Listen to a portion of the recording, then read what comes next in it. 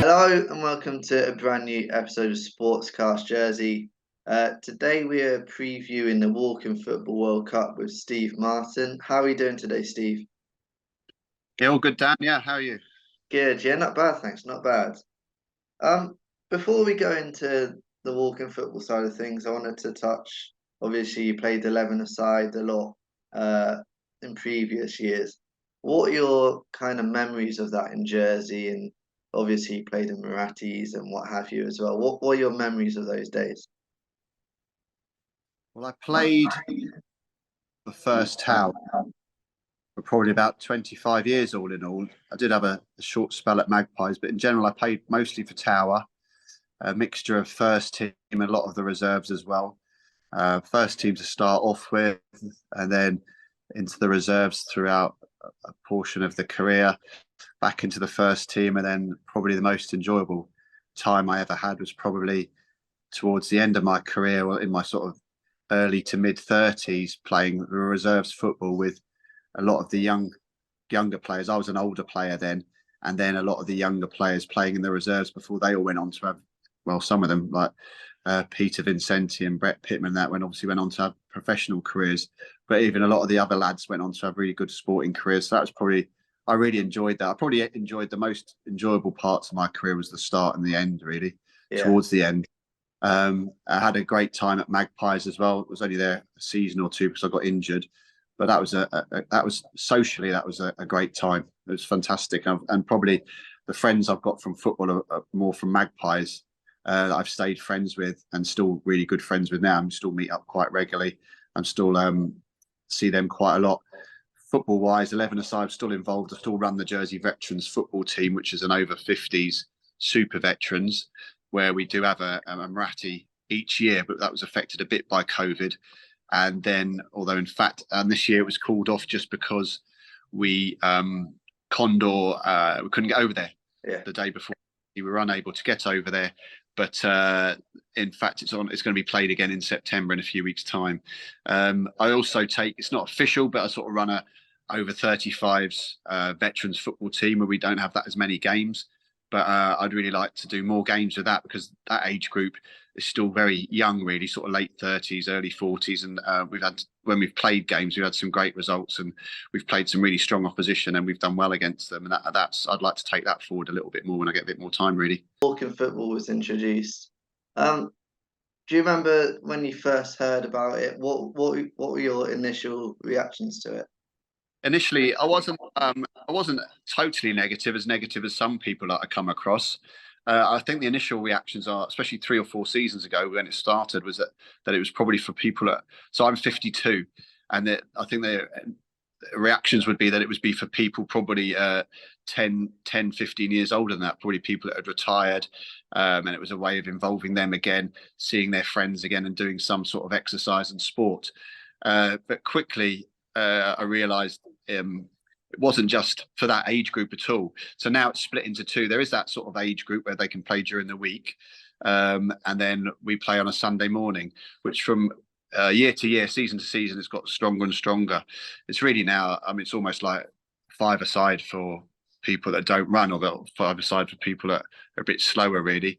So, it's taken off big time. I mean, I love it. I think it's absolutely fabulous that everybody's very, very competitive. It'd be good if there's 7 teams now. There's 8 teams next season, so I think it keeps growing.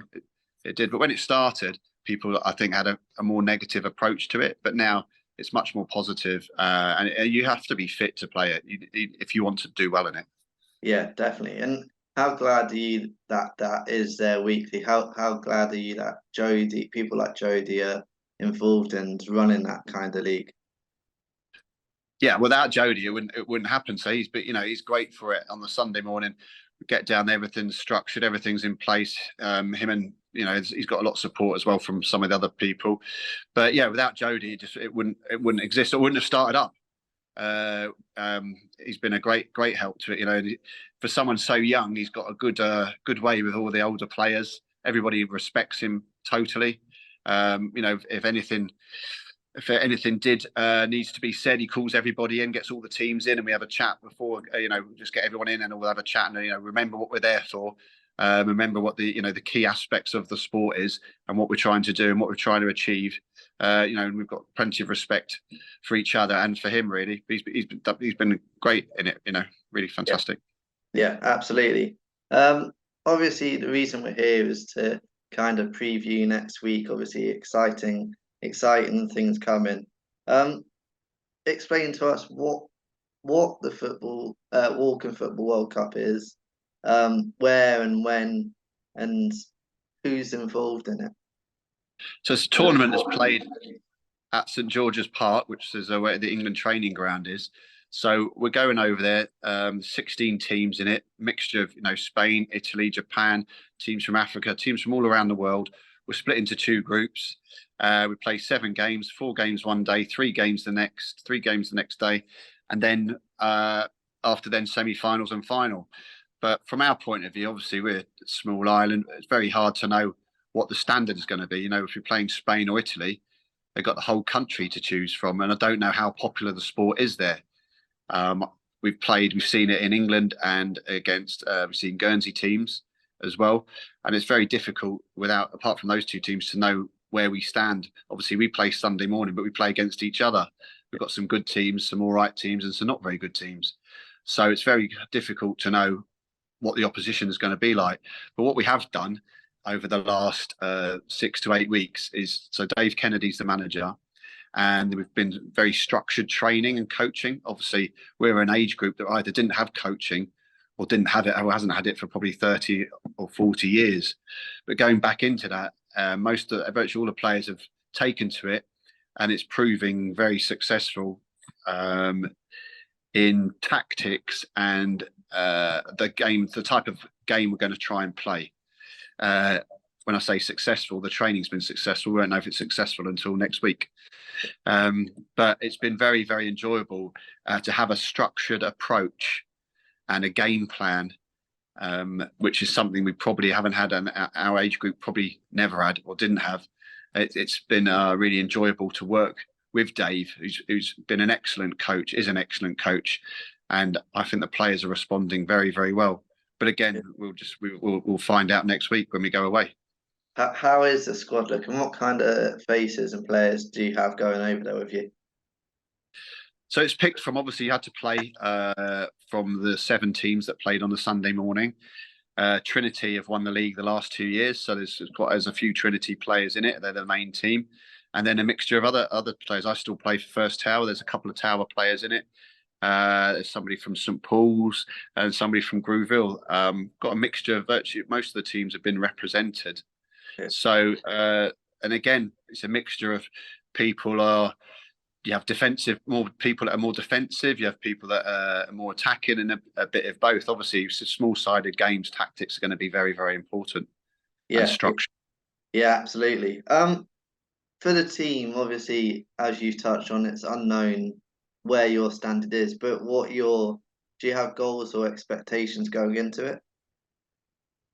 Previously, I would have thought I thought we would do really, really well when I look at us train and how we've been playing. I don't know. I really don't know what the other teams are going to be like, how fit they're going to be, how strong they're going to be, how young they're going to be, what their touch is going to be like. They're allowed 3 ex-professional footballers in their team. Obviously, we haven't got that. It's really, really difficult to know what the standard is going to be. But if it's a World Cup of walking football, it is the inaugural one. But I think it's going to be a really high level playing standard and it's very difficult to score in the games anyway. The games are normally low scoring, very, very hard to score. So that's why we're going back to the type of a game plan that we're going to try and play to and with. Yeah. But it's very, very, very difficult to know what the opposition is going to be like. Yeah, absolutely. You've got to think they're going to be quite high level. I think the games will be quite intense, very low scoring, with and a mistake here or there is going to cost you or lose you or win you the game. Yeah, definitely. It's like a normal World Cup as well, I guess. Final kind of question from me. On a personal note, how good is it to have this opportunity to play at such a tournament for Jersey? I think it's amazing. I think where it's come from, walking football 3 seasons ago, you know, our team was probably made up of people, 3 out of the 6 players were probably late 60s, early 70s. So there's still walking football for that age group now. But the league system that has played has probably moved on ability wise. And that is where the World Cup has come into it. So to think that, it wasn't long ago that we were just playing a few games up on, pitches, up on parish pitches, and now it's at Springfield every Sunday morning. There's a World Cup.